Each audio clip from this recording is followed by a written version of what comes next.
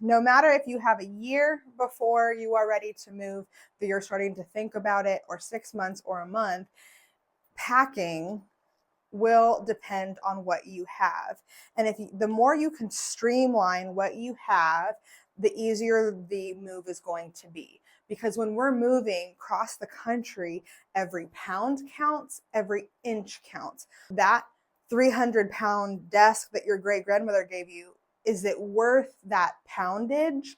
Is it worth those inches in the moving truck? The answer may be yes. The maybe when I don't know about that.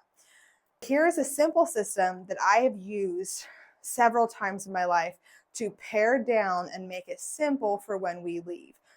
You can start this months in advance. You can start in the least used area. For us, that was like the garage and linen closets and craft closets. I streamlined those first, and then when I went to pack, I started using the least areas first. You're going to find the least used areas are still used because you're like, well, I need a stapler, and well, that's in the closet that I already packed up. It happens.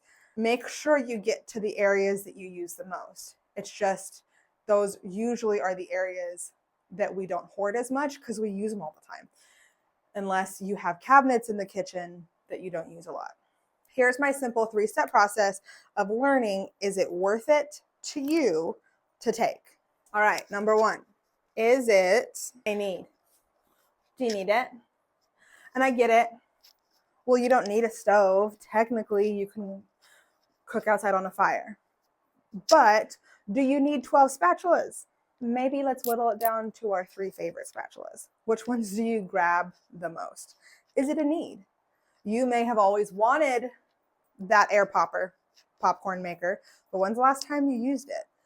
If you have, like I have 3 Instant Pots, 3 in my household, but I use every single one of them. There are different ones for different seasons, and there's times I have meat going in one and beans going in one and rice going in one.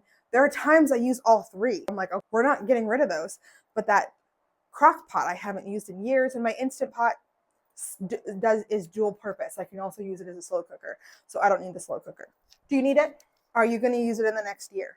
I know this is a little bit harder to figure out because you're moving to a new place. Perhaps you don't go outside very much where you're at because it's the city, but you're planning on moving to land. Well, are you going to use it in the next year? I've also seen people that says, well, I'm keeping all my baby stuff because we may have another baby. But what if you don't have another baby? Can you replace all that? Are you planning on having another baby? Are you just keeping it for nostalgic sake? Are you going to use it in the next year? Because chances are, if you haven't used it last year and you're not going to use it in the next year, it's probably not worth keeping. Christmas stuff, Thanksgiving stuff, those kind of stuff, you only use once a year, but you still use it. Thirdly, nostalgic. I love a good story. I'm very sentimental. I have a lot of things my grandmother has given that I probably will never get rid of, that are big and clunky and heavy, but I'll never get rid of them. My grandmother's organ that is heavy, that is broken because it needs new electrical, and I have only played 5 times in my life. Is it a need? No. Have I used it in the last year? No. Am I going to use it next year? Maybe, maybe not. But is it nostalgic? Does it mean something to me? Yes. So it went with me through several different states because of that reasoning. If you have a ton of nostalgic things, like if your whole house is nostalgic, perhaps you have a parent or a spouse that died and everything that they had is nostalgic, I would encourage you to pick the things that you have the best memories of.